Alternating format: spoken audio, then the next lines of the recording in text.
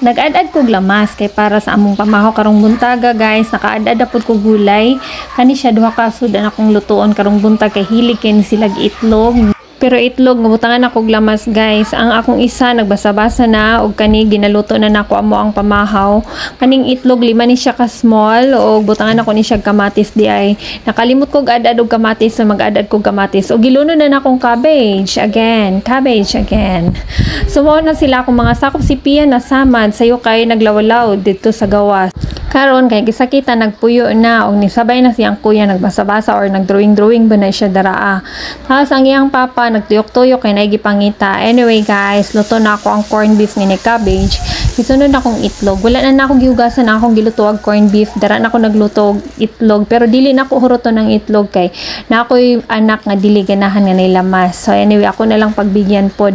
Duha ni sila kabuok ng dili ganahan. Ang ate og ang bunso. So anyway, human ako gluto. So time na nga papalit og kape kay nahupdan og kape. Wala kay mi ka grocery diri kay namin sa bukid. So kung unsa lang among madala, mao ra jud po ato among dala. Yan ibalik na siya. Kay nangutan na unsa ba daw 3-in-1 ba daw o 1-in-1.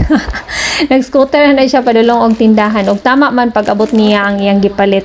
So far mao ni siyang ginainom sa akong bana karon pero butangan na siya og gatas kay hilig kay na siya gatas. Sa 3-in-1 siya nahimo na siyang 4-in-1. So ready na among pamahaw.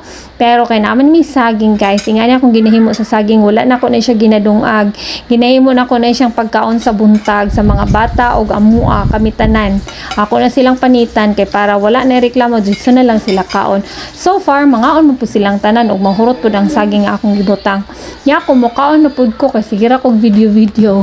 Anyway, mata na pud ako ang bunso si Baby Zam. Pero dili pa na siya mukaon ron kay mo pa may pagmata wala pa na siya gana. Natingala ko guys mga after 20 minutes. Zam! Habli ang ref. Zam! Unsay mo gihimo? Tindog daw. Unsay mo gihimo diha? Dali na. Nagunsa ka diha, nagunsa ka. Tush! Wala pa man ka namahaw. Mo to'y nahitabo guys, ng ablig ref ni kaog ice cream. Ang iyang kuya nagsugod na og panghinlo og iyang ate ni tabang na pud pagpanghinlo kay na delikado jud si mama og dili tabangan guys. Matrain na ni sila dapat nga mga sa mga basic nga trabahoon sa balay. Dili gud ingon nga robo-robo pero pinaka basic ra ng manghipos.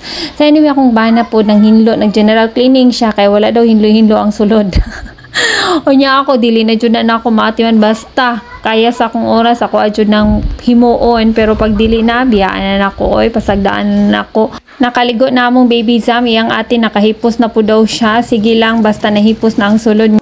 Nakaligo na po si kuya og nakahinumdum ko wa mi bugas pero akong tsinelas tanawa lang sa bahala na si Batman basta na ako'y masuot. Nakatawa ko kay nga ni jud ko kung unsa lay na bahala na kapoy kayo sayang ang oras sige pangita. So anyway nakapalit na di ko bugas guys og ang mga bata gipalitan na lang pud nako kung unsay gusto tas nakapalit ako og egg diri na lang taman. Thank you so much, bye.